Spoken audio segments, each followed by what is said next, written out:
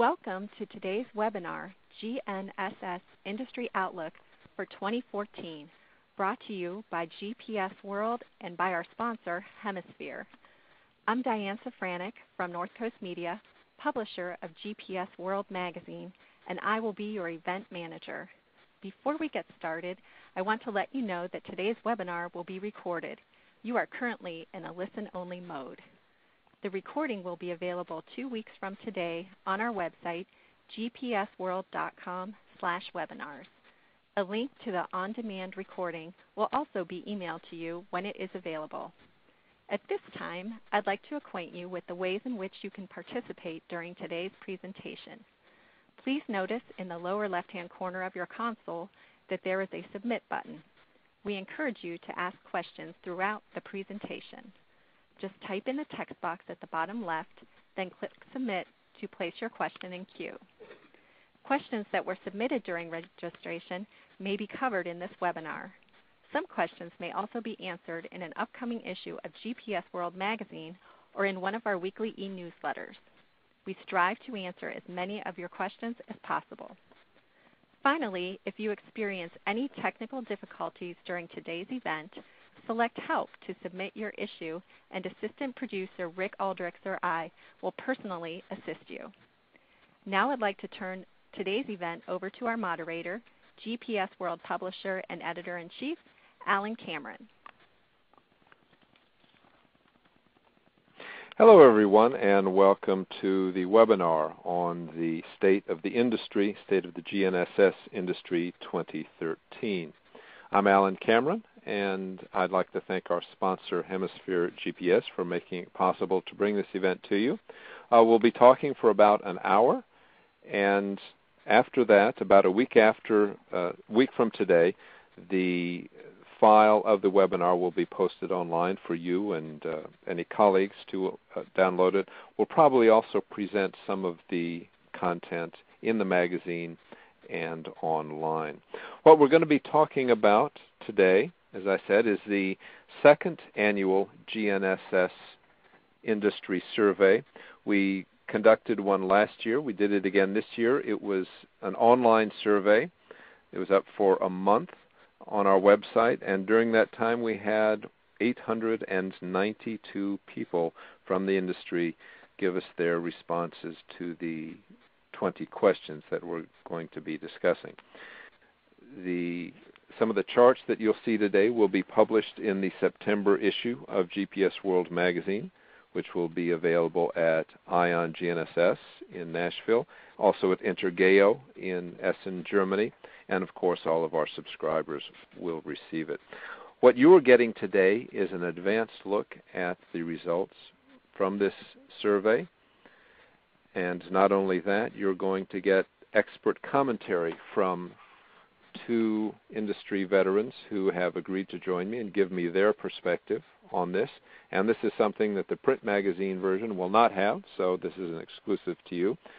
Joining us on the line is Len Jacobson, longtime industry veteran. In fact, Len has a piece in the upcoming September issue talking about his career at the very start, coinciding with the very start of GPS back in the late 60s and early 70s. Len has been very active in the industry during all the time since then. And also on the line with us is John Pottle, Marketing Director for Positioning and Navigation for Spirent.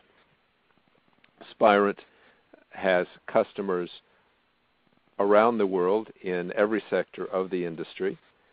And between Len and John, I think we're going to have a sounding board, so to speak, for the results that we're going to be talking about. We'll be with you for an hour, and we have quite a number of results to go through. I'm going to go at a quick pace, but hopefully not too quick, for John and Len to weigh in whenever they feel like it, and then we hope to have time for your questions at the end, and I see some have already been submitted. First of all, an overall look at the survey responses. As I said, we had 892 responses. The almost exactly half came from the U.S. This is reasonable to expect. The bulk of the global industry in GNSS still resides in the U.S., although obviously it's moving into other areas. We had good participation from both Europe, and I was surprised to see 13% of the responses came from Russia. I would have thought we might have had more from China and Japan, and I'm not sure what other Asia consists of. We weren't able to capture that data, but I have a feeling the bulk of it came from India. John, from your perspective, selling simulators around the world, how does this coincide with your perception of the world market? Well, hello everybody. I think it corresponds more to the demographic of GPS world, to be honest with you, Alan. We see more of a balance between Asia, Europe, Middle East, and then US in our customers. Mm-hmm. So you'd say that the market for simulators at least is equivalent across all four of those sectors? Well, not exactly the same, but we do have roughly equivalent business in each of the three key regions of the world. Yes. Well, clearly we have our job cut out for us to expand our readership in those areas, and that's something you can look forward to in terms of our subscription outreach. The next question we asked was how many people, just to get an idea of the size of the companies we're talking about, and with the caveat that we probably had multiple people from a number of companies responding, so this is not unique. These are not unique one from each company, but we have the bulk of our responses at either ends of the spectrum, either fairly small companies or very large companies, with good representation of the areas in between. Len, in your experience consulting for GNSS companies around the country and around the world, how does this coincide with your view of the industry? Yeah, I think it's clear that 70% of the industry are small business. Plenty of room for innovation. In other words, I should take that back. There's always room for innovation, but innovation frequently comes more rapidly, I should say, from small companies that are able to maneuver. We asked respondents to identify themselves as to what sector of the industry, and we took fairly broad strokes. The largest sector represented was survey and high precision. Of course, that covers a multitude of uses, construction. Yeah, but they all have RTK in common. Right. Survey and high construction, about 36%. Machine control, transportation, and UAVs at about 6%. Wireless, nearly 10%. Satellites, signals, and simulation, 6%. Defense and government, another large sector, almost 20%. And then finally, people who felt they didn't fall into any of these categories, about 25%. The survey then, based on how people characterized themselves, channeled each respondent off into a different set of questions. And we're going to consider those one by one. We'll go first. We're going to look at 5 questions that we asked the survey sector, then 5 questions we asked machine control, and so on around the dial there. Now, some of these questions will be the same from sector to sector. For instance, we asked almost everybody, how much accuracy do you need in your sector? In fact, here's the question, and here is survey's answer to it. We'll return to this question in the other sectors as well. The survey and high precision sector said that less than a centimeter is what they're looking for in at least, at least a third of the respondents, or nearly a third of the respondents, said they're looking for less than a centimeter. For almost half, 1 to 5 centimeters was okay, and then it tailed off fairly quickly from there. So we can clearly see the sweet spot as seems reasonable for survey and high precision. They want high precision. I'm sorry, Len, I cut you off. Were you about to say something? I was just going to say that this is obvious that they're in the high accuracy business, and that's why you see that. Right. Len and John and I all have access to a composite slide showing the responses of the different sectors. You out there in the audience are going to see them individually. But in our composite slide, we can see that, again, as seems reasonable, survey and high precision is clearly weighted toward the 1 and 1 to 5 centimeter sector. We'll find that it's quite different when we get into wireless and consumer, obviously. And some of the other sectors are fairly broad in their needs, making it difficult for, or at least not easy for manufacturers who are trying to be as broad as possible in their offerings.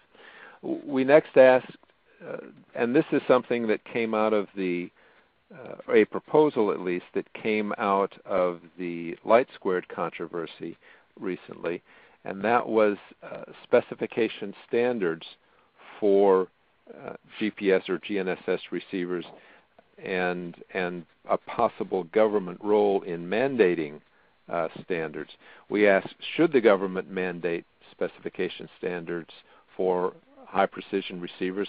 And perhaps a little bit surprisingly to me at least, 36% of the people in the sector said yes. The government should step in and mandate specification standards. A much larger group, of course, said no, these standards are necessary, but industry should not do. Government should not do them. Industry and users together should do them. And then we had much smaller responses as no, there should be no standards whatsoever, and some people gave some miscellaneous responses. Len or John, any comment on this result? I don't want to jump the gun on this because you get pretty much the same results across all the segments. If you think about the aviation industry, they've had these kind of standards for a long, long time, obviously, for aircraft, and they do it through the RTCA, where they have a joint industry, government, user committee, all volunteers basically, who work on standards, and then they propose them to the FAA, and the FAA turns them into a government document. I think a process like that would be the best way to go ahead, and not necessarily for all these segments, but certainly for the ones where there's any kind of safety of life or criticality involved. Mm-hmm. Yeah, very quick comment from me. Len's right. There are standards in some sectors. He mentioned aviation. Another notable one is telecoms, which we'll come on to a bit later.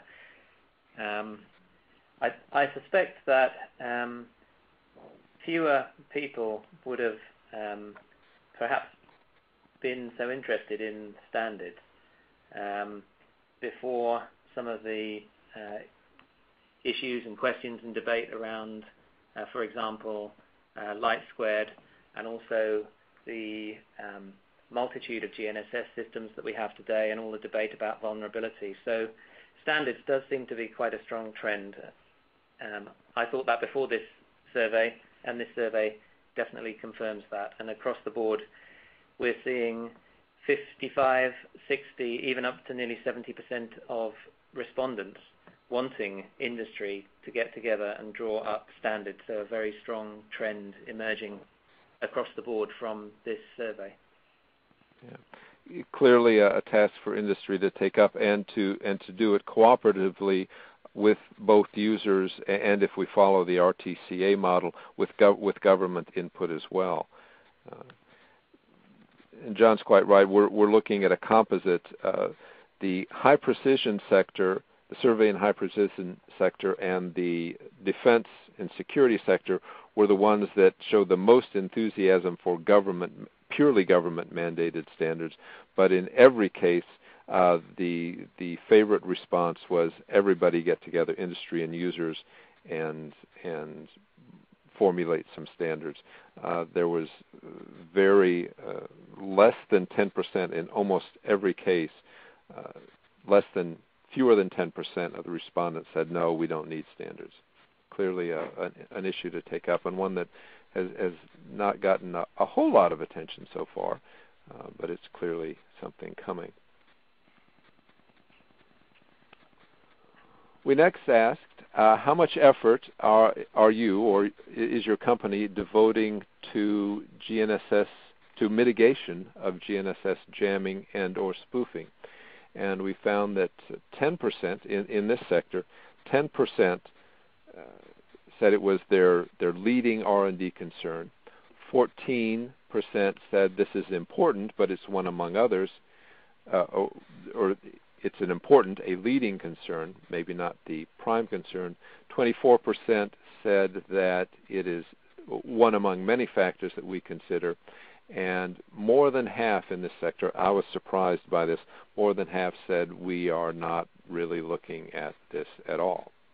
Len, John, any comment? Well, selling anti-jam is something I've been involved with for nearly 40 years. And it's always a tough sell because jamming tends to be local. And therefore, it's not in my backyard. I'm not going to worry about it. Yeah, I must admit, for this sector, I was not surprised that 50% were not focusing on jamming, spoofing. I was actually surprised that as many as 10% felt that this was the leading concern. For other sectors, as we'll see, jamming and spoofing does cause more concern. Right. The final question in the survey in high precision sector was, how soon, and this was a question suggested by somebody who took last year's survey. We asked them at the very end, well, what questions would be interesting to ask next year? And here's one. How soon will a survey be performed entirely from a computer using high-res satellite imagery without any field work whatsoever? Several people said it's happening now, and a variety of others, as you can see, said, well, very soon, within 3 to 5 years. About 20% said it's never going to happen, but clearly just by the virtue of the question being asked and the responses we're seeing here, the way that surveying is conducted is it's subject to change, and with the increasing availability of high-res imagery and various other technological developments, it may pass to some extent out of the hands of surveyors if it can be done without doing field work, and this is clearly a concern for a number of reasons.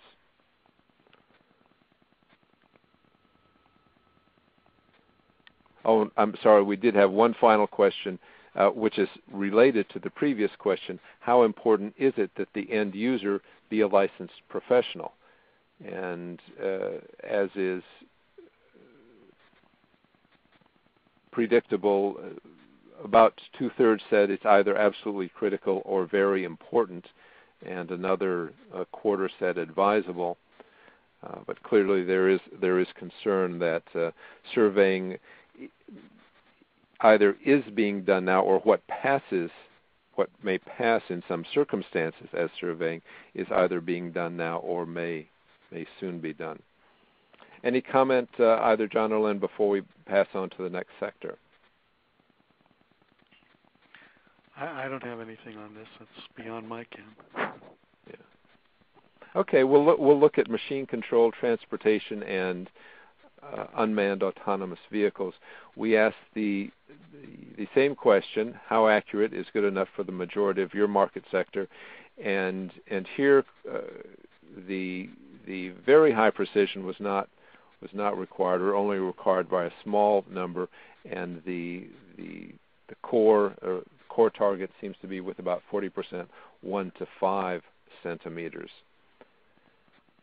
Yeah, I've got a comment here. Well, two comments. One is that I think machine control transportation UAVs quite broad in the needs of people in those different sectors. So transportation, of course, could include rail, aviation, unmanned aviation. Machine control, again, is I think quite broad. Some quite precise control is needed in some areas, but not so elsewhere. So overall, I was surprised that as many as 40% of the respondents had felt that 5 centimeters or less was important or even good enough. I would personally have thought it would have been more in the 20 centimeters to 1 meter range where you'd see the peak here. So this was an interesting and, for me, unexpected answer.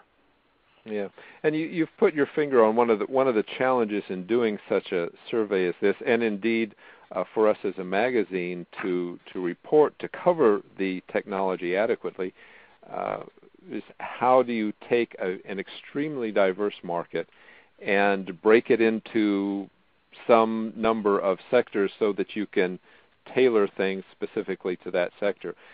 When you take such a broad market and try and fit it into 6 boxes, obviously some of those boxes are going to be maybe not a tight fit. They're going to be a fairly loose fit, and that's what happened here. We have a diversity of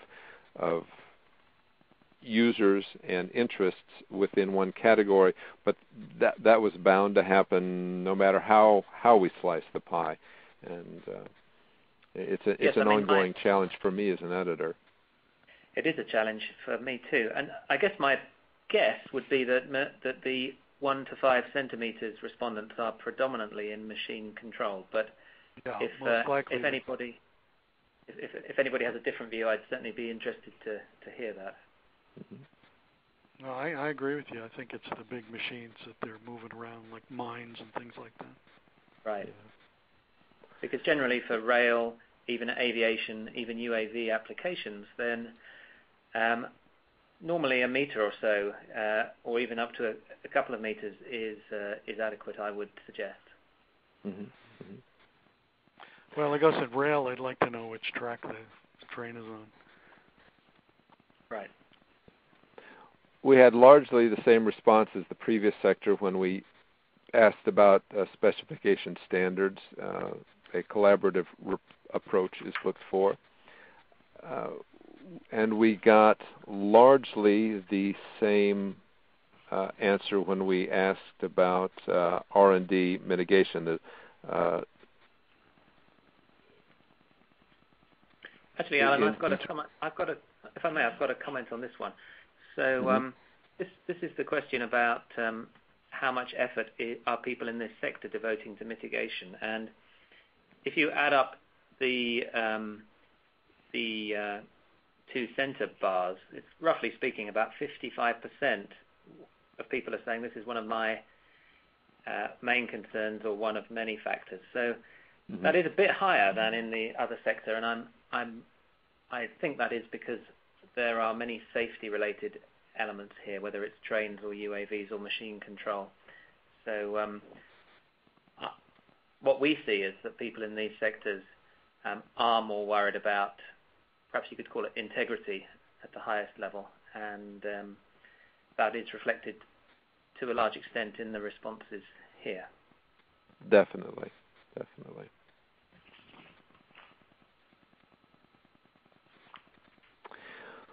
This is the first occurrence of a question that will come up again later. We asked people to tell us who they thought would win the indoor navigation battle, where there were a number of competing technologies.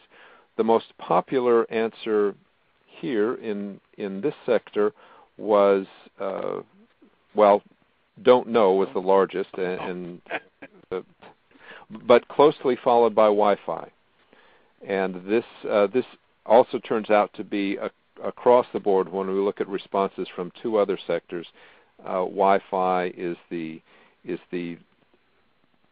either the leading candidate or it's assisted GNSS plus two other technologies, and that came in third place here in this field. It ranked higher in a couple of other sectors that we're going to be looking at subsequently. And perhaps once we go ahead, John. Yes, this question, as you said, appears a few times, and I'm absolutely fascinated by it, because I think that solving this indoor navigation technology issue is one of the most interesting things that's going on in our field at the moment. And I was surprised in this case and in the other cases how low a mark the sensor-based dead reckoning achieved. But by that I'm interpreting that as inertial, either higher precision inertial or maybe MEMS sensors in a lower cost device. And certainly my view and what we see from Spirent's perspective is that does get more predominance than is suggested in this survey, and can be quite useful once you've got a calibrated position. Then for a short period of time, having some sensor-based dead reckoning, I would suggest can be extremely useful. So yeah, I'll admit I was surprised that one was so low, and frankly I was surprised that Wi-Fi was so high. Not because I don't believe in Wi-Fi. I think it's a really useful way to get a somewhat accurate indoor position, but at least we haven't seen so far that it's a way to get a position indoors as accurate as most of the respondents across the different sectors say they need to be good enough. So quite a few interesting thoughts coming out from the answers to this particular question. But most of these users are outdoors.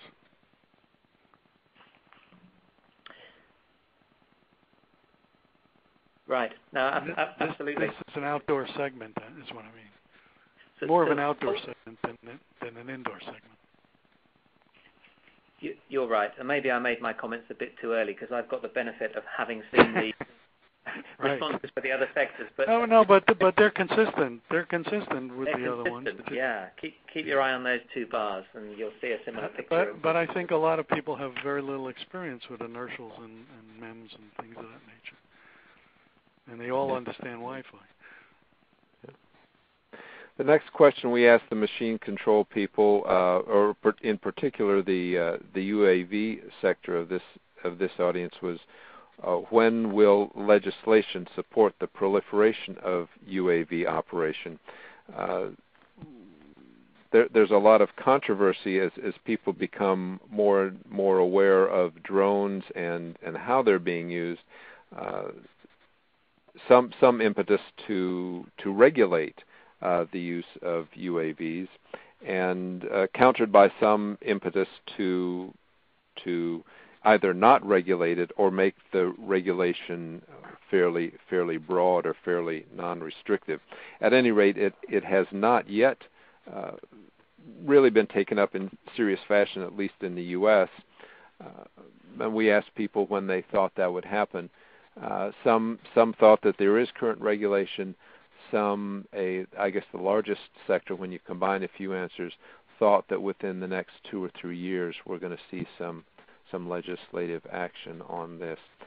Certainly it's something that anybody involved in GNSS and UAVs in particular would want to be in touch with their government representatives about, because something is clearly on the way in this regard.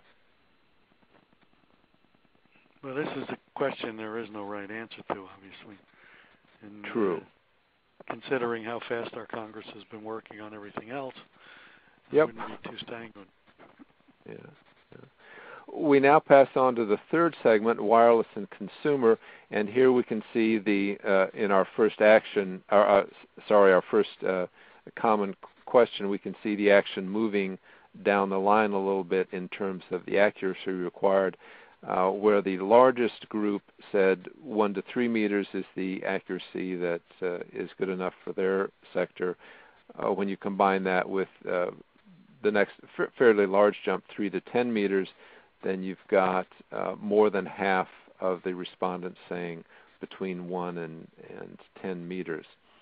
Any surprises here for you, John? I know that Spirent is quite active in its other branches with the wireless sector.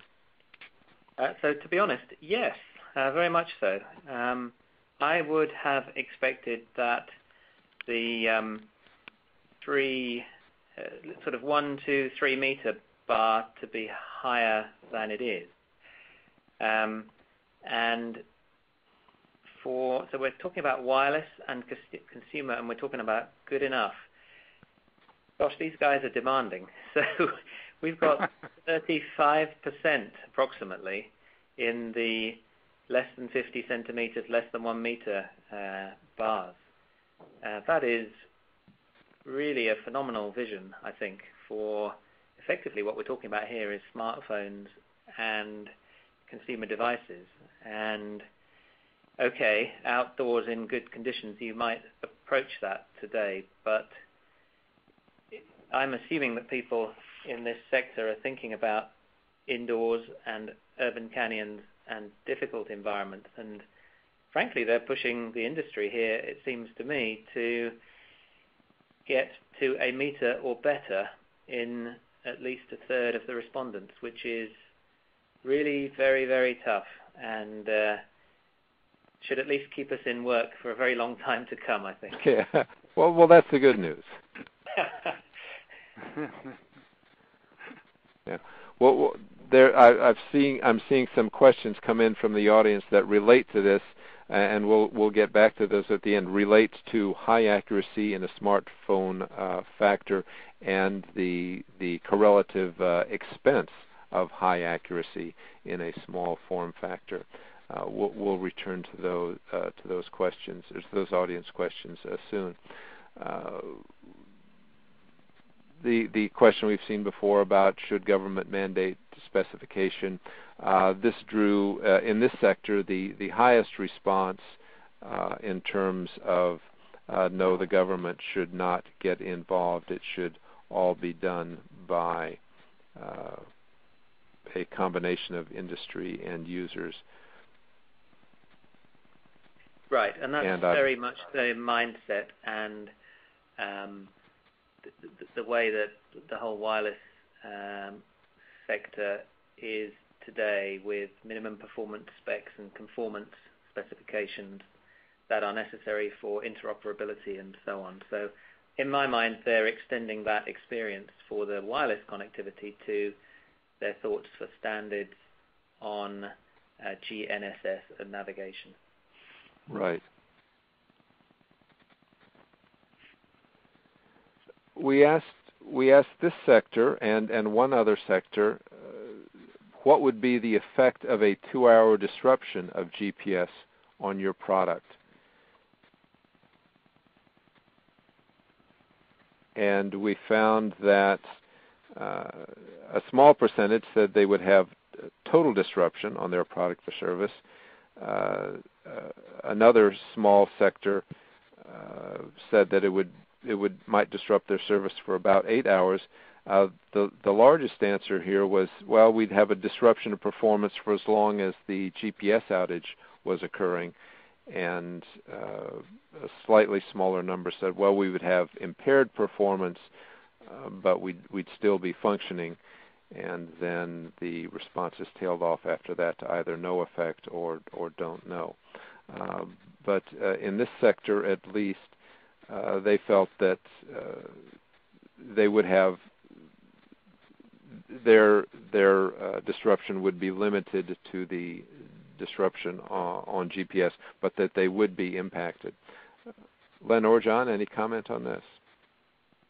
Yeah, well, I would argue that with a consumer device, you are very frequently getting disruption on your GPS. In fact, where I'm sitting right now is deep within a building, and I'm definitely not getting GPS on my phone. But I am getting a position. So that's not coming from GPS, so that would put me in the grey bar or the blue bar on the left of the screen here. So I guess the responses stack up with perhaps that little anecdote. Mm-hmm. Mm-hmm. I'm going to start moving a little faster here because we're about halfway through our time and a little bit less than halfway through the number of slides we have to present. Although I do want to dwell on this because this one right here, because this is the sector where the indoor navigation battle is really being waged. Although it does not differ a whole lot from the earlier answer, but again, Wi-Fi is the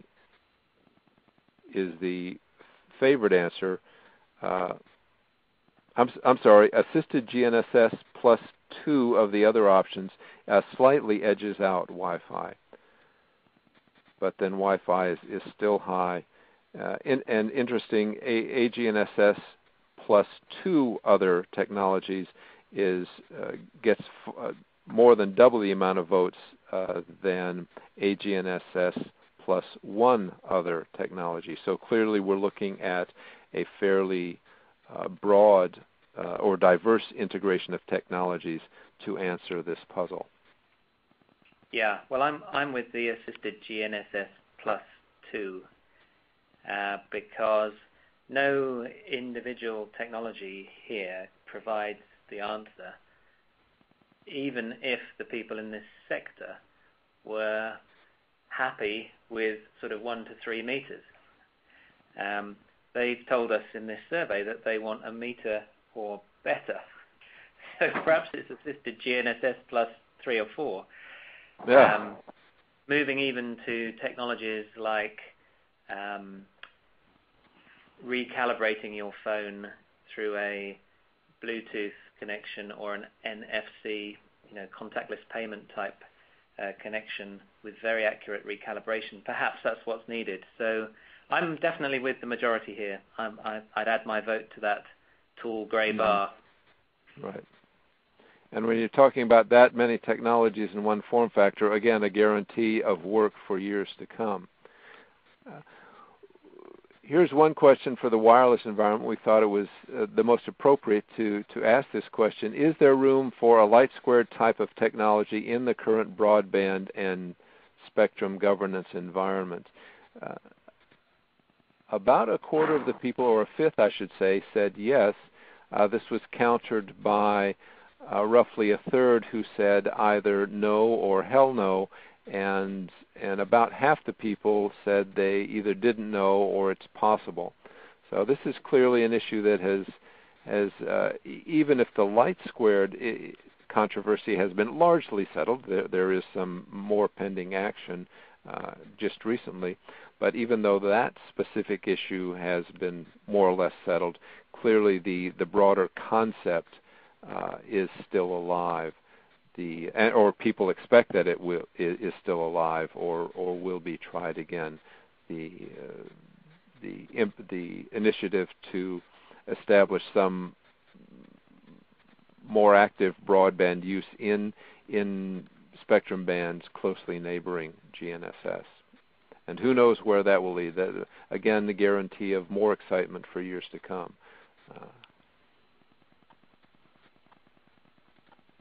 I find it hard to believe that people think it's still possible. Yeah, some people believe that engineers can find solutions to engineering problems, or that if they just think hard enough, they can get around anything. That has been demonstrated in some cases not. So it's hard to tell. We're passing on to the. I just want to congratulate you on the category hell no, Alan. I've never seen that in a survey before, but I liked it a lot. Given the level of emotion that I observed over the last year and a half, I thought that was appropriate just to put that out there to let people see if they wanted to respond that way, and in fact some did. We're passing on now to the satellite signals and simulation area of the industry. We asked, are effective efforts, this is correlative to the last question, are effective efforts underway to protect GPS GNSS spectrum? Although 40% said yes, a slightly larger percent said either no or efforts are underway but they're not enough. So clearly this is an area that people want to see more activity in protecting spectrum. We asked what's the need for SBOS services, which are limited currently to North America, Europe, Russia, China, and Japan, basically the industrialized area of the world, and we asked if there's a need for SBOS services in other areas. A majority of people said either yes and new SBOS are needed, or yes, but the current systems need to be expanded to allow for that. We have the same question about mitigation of jamming. How much R&D effort are you devoting? And the number rose, if I'm correct in this, rose slightly in this sector, but remains largely in the two center ones. It's important, but not the leading one. And still a surprising number don't have it on their horizon at all. Right. Certainly between the three bars on the left, you've got more than 60%, or approximately 60%, and it clearly is a key issue for those involved in satellite signals and simulation. Right.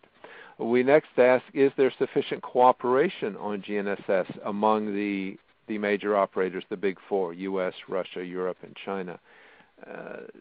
And by far the favorite response was, there is some cooperation, but not enough. And with nearly two-thirds of the audience making that vote, clearly the sentiment is that more cooperation among the operators is necessary for the market to move forward.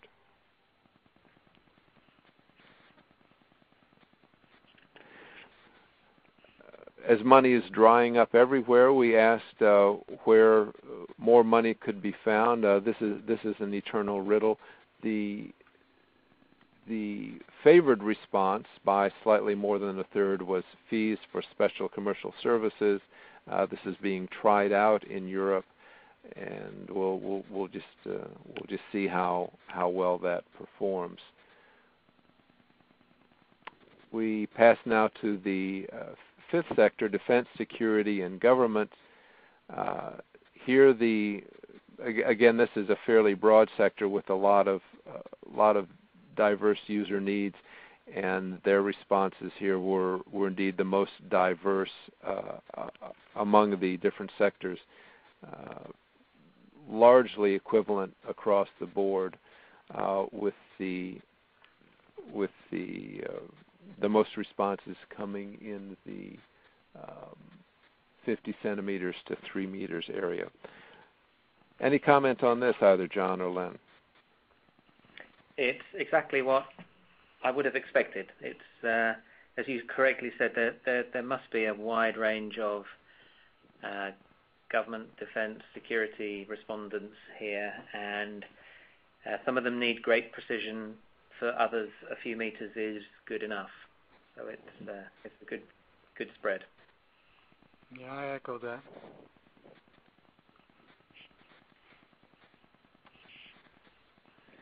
We had the same question again about government mandating specifications, and we had a slightly larger number saying yes, sure, government can step in and just do this. but well, at least this industry is this industry is used to that. Yep.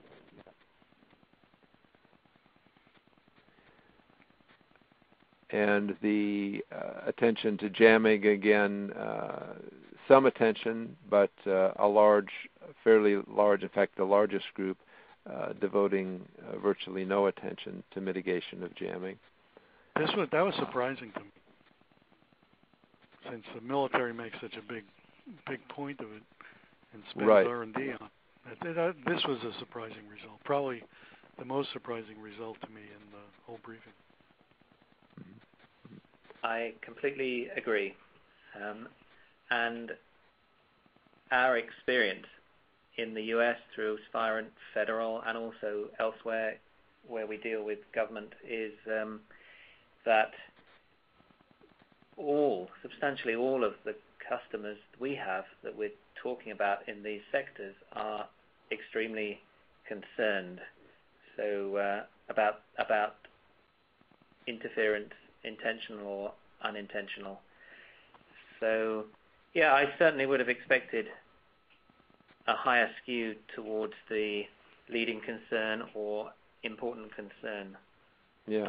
And I guess my interpretation is that perhaps some of the respondents are working in this sector but less involved in R&D perhaps. Yeah. And therefore they themselves are not so concerned about it. But I definitely don't want to say the survey's wrong, because it is what it is, but certainly working with people we know at the R&D level and performance test level, integrity and trust is absolutely key at the moment. Yeah. Well, at a guess, one other possible reason for this is that we have a fair representation of end users in the survey, as well as manufacturers and designers and so forth. And some of those end users in this category may be at the level of state and municipal government, people who use GPS and GNSS in surveying and mapping and various infrastructure uses, and the concern about jamming and spoofing has not gotten down to that level, as it's less, in some cases, less safety related or less reliance upon permanent or continuous signal. That's a plausible explanation. Technology winning the indoor battle, again, Wi-Fi and assisted GNSS plus two of the factors are the favored candidates here. We asked this sector when legislation will support proliferation of UAV operation. Again, people think it's coming, or the largest group of people think that it's imminent. Although obviously we didn't ask them in what direction they think it will go, or what they would like to see it do, just that it's going to be a matter of discussion. The other sector, we had to provide a bucket for people who didn't feel that they fell into any of the previously defined 5 sectors. And since this sector is so broad that it's almost impossible to say what it consists of, or I'm going to pass over these responses fairly quickly so that we can have time in our remaining 12 or 15 minutes to return to the other general questions.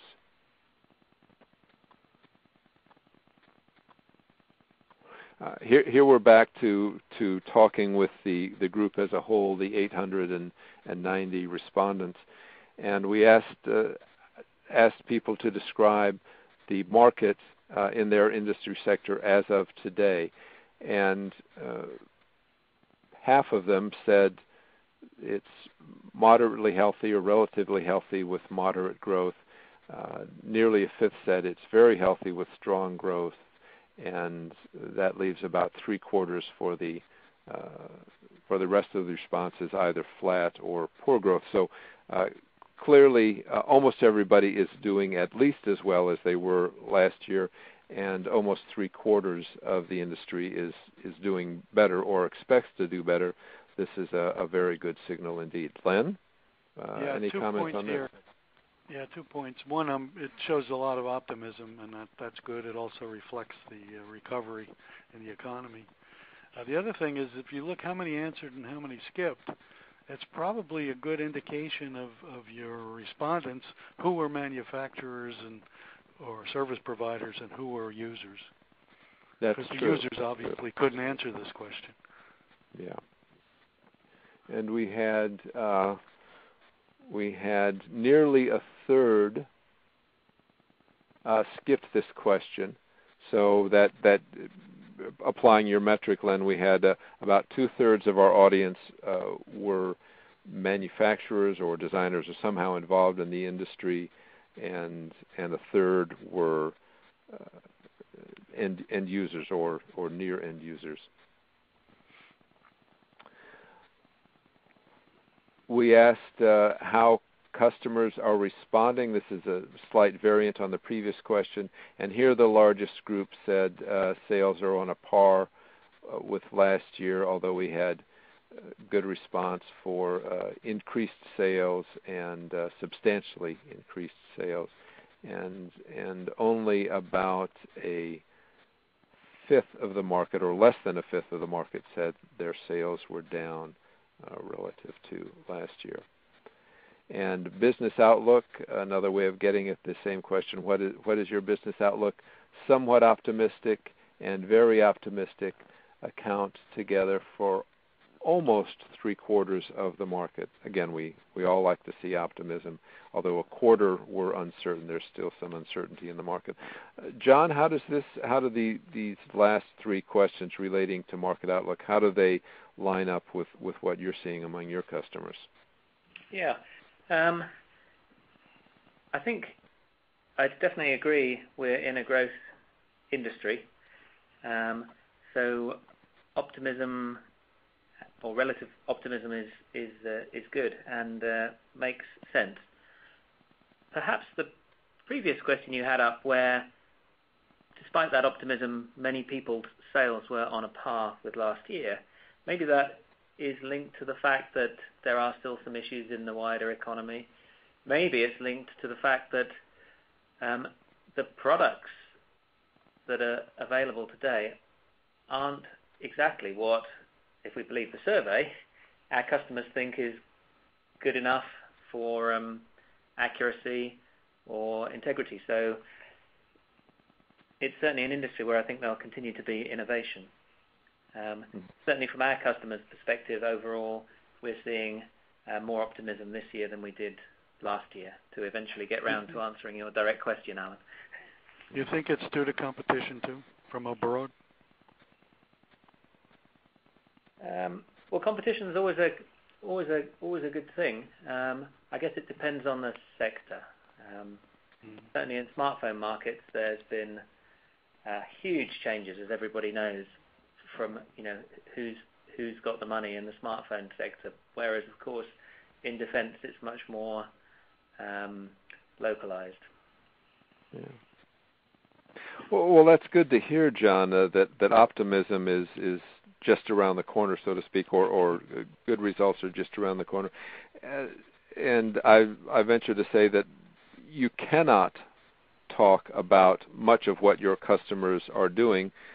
That's obviously proprietary information, and you as a simulator manufacturer get, in some senses, a sneak peek at what they're working on just by your conversations with them. You can't talk about those, obviously, but the fact that you're saying that there is optimism and more things are coming warrants well for the rest of the industry.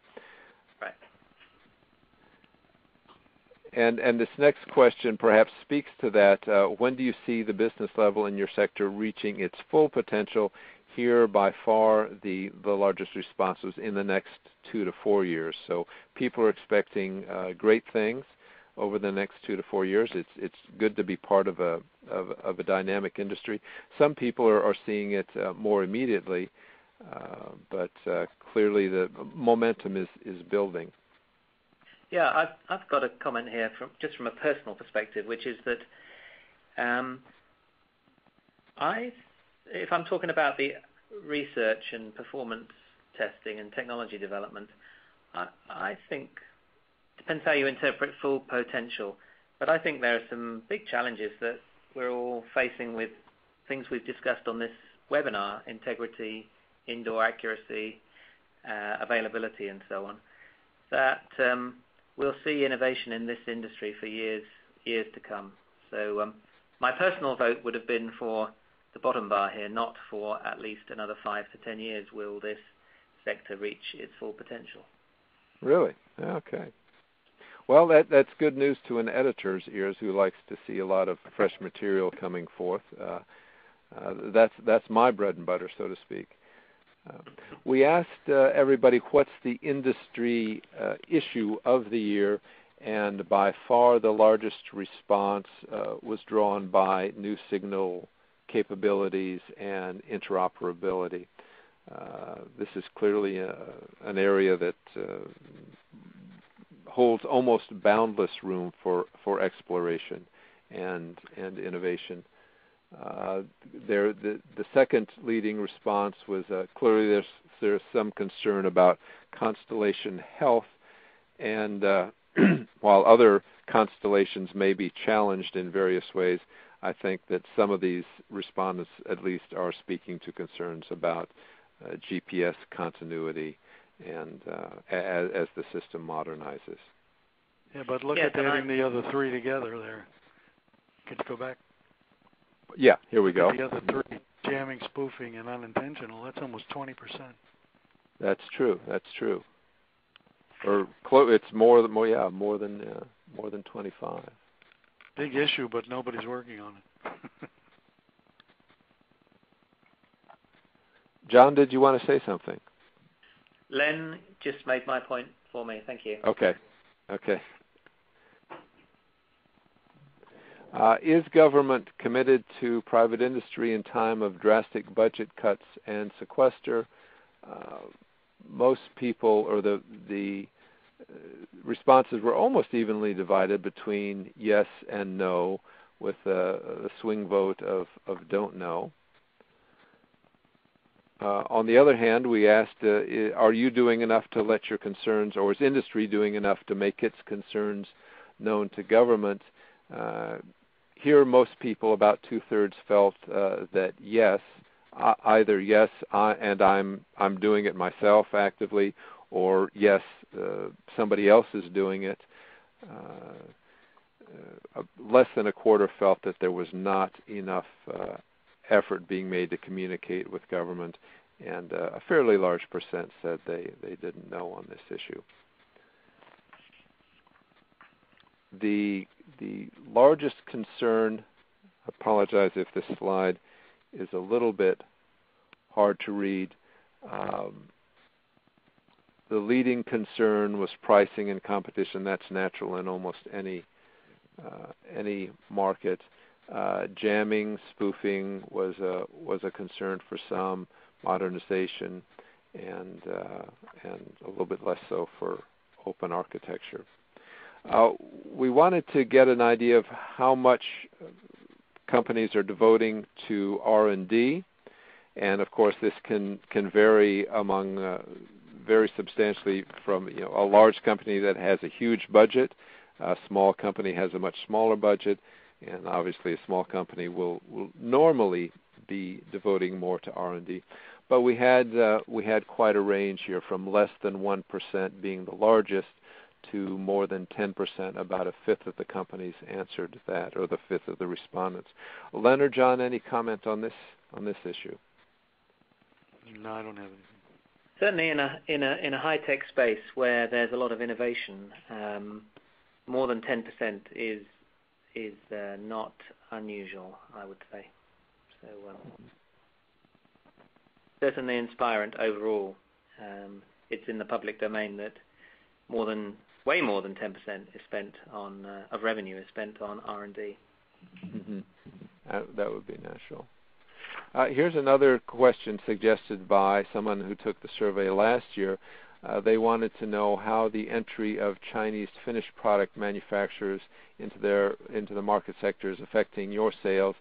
The largest response was it's having no effect on our market, but if you combine the first three, that is having either drastic effect, significant effect, or some effect, then you get a larger total number of responses. So clearly this is a market factor to at least look at and to take into consideration. John, any comment here? John or Len? Nothing from me, Alan. Yeah, I'm not really familiar with a whole lot of Chinese finished products in these markets. More or less components, yeah, but in assembly. But yeah. We had a question, which I'm going to pass over just as to pass over quickly, as to involvement in purchasing, recommending, or specifying. This will be of interest to our advertisers, clearly. And our final question, and we're just out of time, or just barely out of time, we asked, what's the next evolutionary leap for commercial GNSS devices, not professional or high-precision ones, but commercial devices, read smartphones or other similar tablets or other form factors such as that. And clearly the favorite response here was multifunction devices with embedded navigation, and some of the other possibilities got small response. Len or John, any closing comments either on our closing question or on the overall survey? Yeah, when I started in this game, I said someday everything that moves is going to have a GPS inside. It looks like it's becoming true. Yeah, I remember, Len, that you guessed it on a panel that I hosted at a wireless conference about 10 years ago, I think it was. Oh, in San Jose, right? Yeah, San Jose. And you said then, I think you were the first person that I heard at least say this. Perhaps other people had said before, but you were looking forward to the time when you would be carrying one, or you anticipated the time when you would be carrying one device in your pocket. And that one device was your phone, your GPS, your computer, and you might have rattled off a couple of other functions. At that time, it seemed, well, not far-fetched, but at least a kind of far out or far away. It seems a lot less so today. Yep, it's here. It's here. It's here. John, any closing comments from you? I think I've made most of my comments as we've gone through, Alan. So it's always great to see direct analysis of such a huge range of perspectives. So, but if there's time for questions, and if there are some questions, I'd be happy to try and contribute to answering those rather than say any more right now. Okay. Well, I'm going to just throw out two questions which are sort of related. Well, we're going to run over a couple of minutes for those of you in the audience. One person asked, relative to the high accuracy requirements, and we saw some substantial interest in accuracy of a centimeter or less, even across sectors, even beyond survey sector. One person wanted to know, will centimeter precision become less expensive? That's almost a rhetorical question, but I'd like to hear your answers. Will centimeter precision become less expensive? And another person asked, could it happen in the near future that the GPS device in a smartphone replaces the surveying receiver? In other words, could cost or other factors make a smartphone equivalent to a high-precision receiver? Either Len or John, any comment on those connected questions? Sure. I'll have a go. So the first question, many people are interested in very high accuracy, and will centimeter precision become less expensive? I guess, to be honest with you, I only really know of one way to get centimeter precision, which is RTK, dual frequency RTK.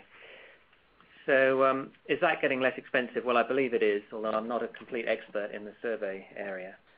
I think most of the interest that we see at the moment is well, I should say RTK is obviously available. So where you're outdoors, you need machine control or precision for survey, that problem's kind of solved, I would suggest. Where high accuracy, perhaps there's a gap between what people need or want and what's available, is in the smartphone area, and perhaps related to integrity concerns. And my answer to the second question, will smartphones replace survey receivers in the near future? I would say no. If I'm interpreting near future as the next sort of 3, 4, 5 years, I can't see that. I personally think within the next 3, 4, 5 years we will get some really improved accuracy on indoor positioning on smartphones. Maybe generically at the moment we're in the tens of meters to hundreds of meters range, unless you're really lucky. I think that'll move way down as techniques get better. But I can't see smartphone navigation and positioning. I mean, the question with smartphone GPS, that definitely won't replace survey receivers in my view. But smartphone positioning with all the combined sensors 5 years from now, my view is maybe 1 meter to 5 meters of accuracy everywhere could be good, but that's clearly not good enough for survey.